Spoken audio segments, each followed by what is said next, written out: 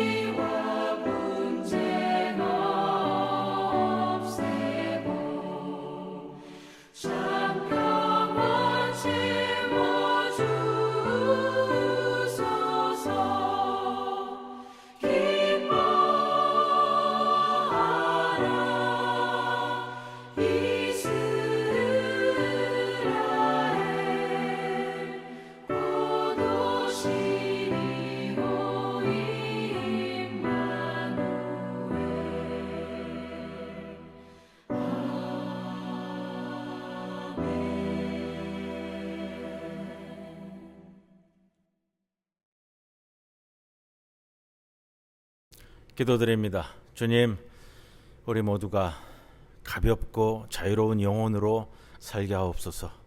오라 하시면 가지고 가지 못할 것들을 미리 버리게 하옵소서. 가슴속에 차곡차곡 쌓아두었던 것들을 비우게 하옵소서. 원망과 회한과 미움의 감정들을 툴툴 털어버리고 정갈한 마음을 갖게 하옵소서. 헛된 욕망과 욕심에 빠져 쓸데없는 것들에 집착하지 않게 하시고 고통당할 때 도리어 믿음이 성숙하는 계기가 되도록 강하고 담대함을 주옵소서. 아무런 가치 없는 일로 인해 걱정을 쌓아놓지 않게 하시고 걱정을 구실 삼아 믿음에서 멀어지지 않도록 하옵소서. 있지도 않은 일로 인해 근심을 쌓아놓지 않게 하시며 불안한 마음으로부터 벗어나게 하옵소서. 어려울 때일수록 자신에게만 빠져 있지 말고 주변을 돌아보며 감사할 일을 발견하게 하옵소서. 일부러 근심 걱정을 만드는 불만 가득한 삶이 아니라 기쁨을 만들어가며 살아가게 하옵소서. 예수님의 이름으로 기도드리옵나이다. 아멘. 찬송가 110장 함께 찬송드립니다.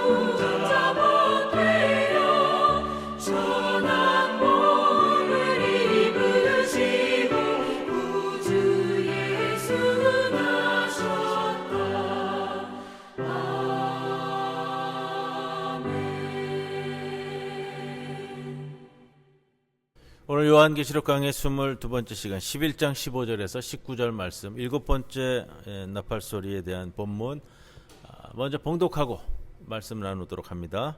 일곱째 천사가 나팔을 불매 하늘에 큰 음성들이 나서 이르되 세상 나라가 우리 주와 그의 그리스도의 나라가 되어 그가 세세토록 왕노릇 하시리로다 하니 하나님 앞에서 자기 보좌에 앉아있던 24장로가 엎드려 얼굴을 땅에 대고 하나님께 경배하여 이르되 감사하옵나니 옛적에도 계셨고 지금도 계신 주 하나님 곧 전능하신 이여 친히 큰 권능을 잡으시고 왕노릇 하시도다. 이방들이 분노하며 주의 진노가 내려 죽은 자를 심판하시며 종 선지자들과 성도들과 또 작은 자든지 큰 자든지 주의 이름을 경외하는 자들에게 상 주시며 또 땅을 망하게 하는 자들을 멸망시키실 때로소이다 하더라. 이에 하늘에 있는 하나님의 성전이 열리니 성전 안에 하나님의 언약궤가 보이며 또 번개와 음성들과 우레와 지진과 큰 우박이 있더라. 요한계시록 22번째 시간 시작을 하면서요. 오늘 이제 드디어 7째 나팔 소리가 울리는 장면인데 이제 하늘에서 큰 소리로 부르는 천상의 예전의 노래가 들려왔다라는 겁니다. 그것은 로마 제국의 멸망과 하나님과 그의 메시아 제국의 시작을 축하하는 노래다 이렇게 우리가 보고요. 15절에 7째 천사가 나팔을 불매 하늘에서 큰 음성들이 나서 이르시되 세상 나라가 우리 주와 그의 그리스도의 나라가 되어 그가 세세토록 왕노릇 하시리로다. 자, 축제적인 노래입니다. 자, 그동안 많은 이제 고통과 억압과 이 가운데 있었는데 이제 이 세상 나라가 우리 주와 그의 그리스도 나라가 되어서 그가 세세토록 왕노릇한다. 자, 불의가 지배하는 현재 시대가 끝나고 이제 하나님과 그리스도의 나라가 시작되었다는 것을 선포합니다. 이것은 세상의 종말을 의미하는 표현이 아니고요. 억압과 학살이 지배하는 현재의 시대가 끝났다라는 것을 말해줍니다. 자, 세상 나라 바실레이아 투 코스모, 이게 헬라어 이렇게 쓰이고 있는데, 세상 나라라는 것은 정치적인 목적을 위해서 수많은 무죄한 남자들과 여자들의 인권을 유린하고 학살하는 로마 제국에서 절정을 이루었던 로마 제국주의 체제, 그것을 의미하는 표현입니다. 이것은 이제 하나님께서 새로이 창조하는 반창조와 또 새로운 영적 출애굽이라고 했잖아요. 영적 출애굽을 막는 반출애굽의 체제이다. 자, 15절 9절에 우리 주와 그의 그리스도의 나라. 자, 우리 주와 그의 그리스도의 나라는, 자, 이 실제적으로 이 땅 위에 도래하는 가시적이고 역사적이고 그리고 정치적인 차원을 소유하고 있는 대한적인 제국입니다. 로마 제국을 대체하는.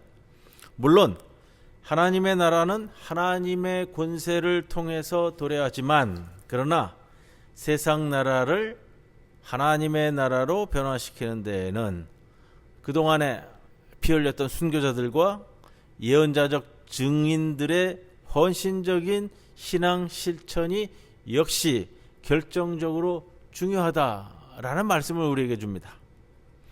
로마 제국은 영원히 존속할 것이다 라는 로마의 이 미디어를 통한 강제된 학습, 로마 제국이 이 세상에 영원한다라는 그런 어떤 신화적인 그런 표현들, 이제 이것이 거짓으로 드러난다.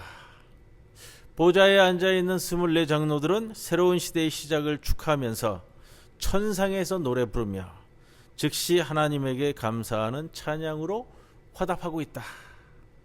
자, 16절에 그들은 하나님 앞에 엎드려 얼굴을 대고 하나님께 경배하며 전능한 하나님께 감사를 드린다. 자, 17절 18절 말씀입니다. 조금 긴데 17절 말씀부터요. 이르되 감사하옵나니 옛적에도 계셨고 지금도 계신 주 하나님 곧 전능하신 이여 친히 큰 권능을 잡으시고 왕노릇 하시도다. 하나님의 호칭에서 옛적에도 계셨고 지금도 계신, 근데 장차 오실 이거는 좀 빠졌어요. 우리가 예전에 이제 반복됐었잖아요. 옛날, 지금, 또 미래에 오실 이. 그런데 장차 오실 이가 빠진 이유는 뭘까? 하나님이 이제 더 이상 미래에 올 뿐이 아니라 이미 지금 현재에 도래했기 때문이다라는 거예요. 그래서 또 그렇기 때문에 24 장로들이 큰 권능을 가지고 지금 통치하기 시작한 하나님을 찬양하며 기뻐하는 것이다. 자, 17절에 이 큰 권능을 잡으시고, 큰 권능을 잡으시고, 잡았다라는 이 동사 시제가요, 좀 완료형을 쓰는데, 이거는 지금 잡은 것이기도 하고 미래에도 계속 이어질 것을 전제하는 동사적 표현이에요. 이 헬라어의 이 동사적 표현이 우리나라 말과 또 각국 나라들이 좀 다 다르잖아요. 그처럼 여기서는 좀 헬라어가 좀 이제 그런 표현들을 가지고 있어요. 지금 번역하기가 그래요. 지금부터 미래까지 다 포함되는 그런 시제적 표현. 아마 이게 좀 뭐라 그럴까요? 헬라어의 어떤 그런 이제 독특한 구성인 것 같습니다. 그렇기 때문에 그런 말도 해요. 옛날 그리스에서 철학자들이 많이 나오는 이유 중에 하나가 이런 언어적인 복잡함이 좀 놓여져 있기 때문에 그것을 통해서 표현하는 것이 좀 풍성하다. 자, 이 표현에서도요, 큰 권능을 잡으셨다라는 것은 지금 잡고 계시기도 하지만 미래에도 변하지 않게 계속 잡고 계시는, 그리고 왕노릇 하시도다. 이 시제, 동사의 시제는 과거형이에요. 과거형. 왕노릇 하시다. 왕노릇 하셨다라는 것인데, 이 하나님의 이 세상에 대한 지배가 시작되었음을 결정적으로 의미하는 표현으로서 쓰이고 있는 동사적 표현입니다. 이게 우리말 표현에서 잘 되어지지 않기 때문에 아마 좀 뭐라 그럴까요? 의미론적으로 상상으로만 받아들일 수 있는 이런 표현이 될 것 같습니다. 하나님은 세상에 대한 자신의 통치권을 되찾아서 이제 직접 통치하신다. 하나님 나라의 도래는 성도들에게는 기쁜 소식입니다. 하나님 나라의 도래. 하나님 나라의 도래는 또 공간적인 개념이 아니고요. 이 상태적인 개념으로 이해하시는 게 더 수월합니다. 하나님께서 하나님 나라라는 이 개념 자체가 하나님이 통치하시는 그 상태, 공간을 얘기하는 것보다는요, 하나님이 통치하시는 그 상태, 이게 하나님 나라예요. 자, 성도들에게는 기쁜 소식이 될 거예요. 왜죠? 그동안 억압과 탄압 속에서 살았기 때문에 이제 하나님이 이 세상을 통치하시면 그런 일이 벌어지지 않잖아요. 그러나 권력과 자본을 숭상하는 악인들에게는 도리어 이것이 비극이 될 겁니다. 그렇기 때문에 예측하지 못했던 하나님 나라의 도래를 반대하고 또 분노하는 우상숭배자들에게 하나님께서는 진노로 심판하신다. 이것이 우리 예전에 8장 나눌 말씀에서 독수리가 외친 세 번째 화의 표현입니다. 8장 13절에 이렇게 표현하고 있잖아요. 기억나실 거예요. 독수리가 큰 소리로 이르되 땅에 사는 자들에게 화로다. 첫 번째, 두 번째는 앞에서 다루었고요. 오늘 이 세 번째가 바로 이 일곱 번째 나팔 소리 후에 이루어지는 겁니다. 세상 나라를 끝장내는 종말, 이거 하나님의 통치가 시작되는 날입니다. 종말은 악인들에게는 벌을 내리고 또 이 세계의 불의는 소멸시킴으로써 폭력의 역사를 이제 끝장내고 동시에 억눌린 자, 탄압받는 자들은 해방시키고 충성스러운 성도들에게는 상을 베푸시는 날, 심판의 날이라는 것이 여러분 두렵고 떨림의 날이 아니에요. 두렵고 떨리는 자들은 누구냐? 불의를 행한 자들이고요. 심판받는 날에 성도들은, 하나님의 성도들은 큰 상을 받는 날. 자, 어디에 내가 설 수 있을지 이거를 늘 생각하면서 성찰하면서 산다라는 것이 종말론적인 접근이다라는 겁니다. 요한은 24 장로들의 입을 통해서 지금이 바로 그러한 종말의 시간임을 세 가지 형태의 동사를 사용해서 명백하게 말합니다. 18절 말씀 제가 봉독합니다. 이방들이 분노하매 주의 진노가 내려 죽은 자를 심판하시며 종 선지자들과 성도들과 또 작은 자든지 큰 자든지 주의 이름을 경외하는 자들에게 상 주시며 또 땅을 망하게 하는 자들을 멸망시키실 때로소이다 하더라. 일곱째 나팔이 울린 지금 이 시간은 하나님이 죽은 자들을 첫째 심판하고, 둘째 하나님의 종들인 그리스도인들에게 상을 주고, 세 번째 그리고 땅을 망하게 하는 자들을 멸망시킬 때이다. 멸망시킬 때이다. 이 때라는 단어는 우리가 신약성서에서 몇 차례 다루었습니다만 시간을 나타낼 때는 두 가지 동사가 쓰인다고 그랬습니다. 우리가 흔히 생각하는 물리적인 시간이라는 개념의 크로노스라는 단어하고 하나님의 때를 이야기할 때의 카이로스라는 단어인데 여기서는 하나님의 때를 뜻하는 카이로스라는 단어를 사용을 하고 있습니다. 요 세 가지 요 때는 다 하나님의 때를 이야기하는 표현입니다.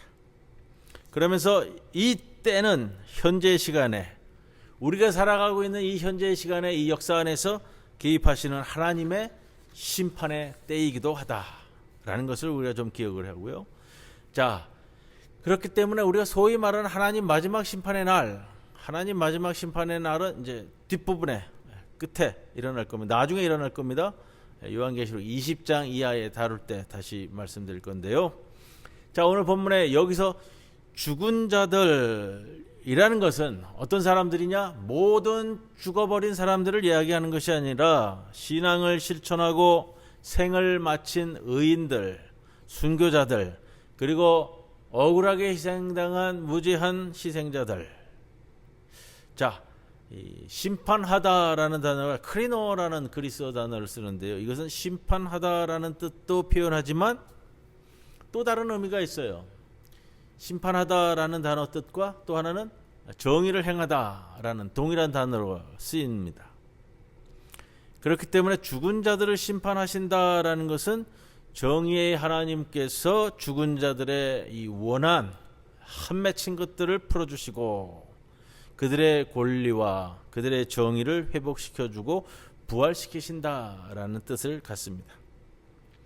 지금 이 종말의 시간은 죽은 의인들과 순교자들과 대량 학살을 통해 무지한 희생자들이 모두 실현되고 신원되고 부활할 때이고 하나님의 모든 종들이 하나님으로부터 상을 받을 때이며 종이라는 표현은요. 종이라는 표현은 하나님의 백성 그리스도인들을 넓게 지칭하는 좀 포괄적 명칭입니다. 선지자들과 성도들 이렇게 표현할 때는요. 오늘 본문에 나오는 선지자들과 성도들 그러면 직분을 가진 그리스도인들과 직분을 가지지 않은 그리스도인들을 모두 각기 의미할 때 이 표현을 씁니다. 자, 주의 이름을 경외하는 자들, 이 표현은 이방인 그리스도인들을 지칭하는 표현으로 조금 구별되는 것 같습니다. 다 그러니까 포함하는 거예요. 선지자들, 성도들, 그리고 주님을 경외하는 자들. 반면에 지금 이 시간은 하나님이 땅을 망하게 하는 자들. 자, 땅을 망하게 하는 자들이라는 것은 즉 자기 자신을 절대화하는 로마의 지배자들과 로마의 제국주의 체제의 절대적인 권력과 자본을 우상 숭배한 반복되는 표현이잖아요. 짐승의 추종자들이라고 표현되는 것. 이들을 멸망시킬 때입니다. 자, 하늘나라 이 천상의 예전의 절정은 어디냐? 이제 19절에 성전이 하늘에서 성전이 열린다. 그리고 언약궤가 보이는 장면. 19절 제가 한번 다시 봉독합니다. 이에 하늘에 있는 하나님의 성전이 열리니 성전 안에 하나님의 언약궤가 보이며 또 번개와 음성들과 우레와 지진과 큰 우박이 있더라. 언약궤라는 건 여러분 우리가 이집트에서 해방된 이스라엘 사람들이 또 시내산에서 맺은 계약의 약속을 지키는 하나님의 신실하심 또 하나님의 현존을 확인케 해주는 그런 어떤 상징이잖아요. 또한 불기둥, 구름기둥을 통한 그 인도와 이 40년 광야 생활을 통한 이 광야 유랑의 경험을 한 하나님의 자녀들 정체성을 확인해주는 상징적인 물건들입니다.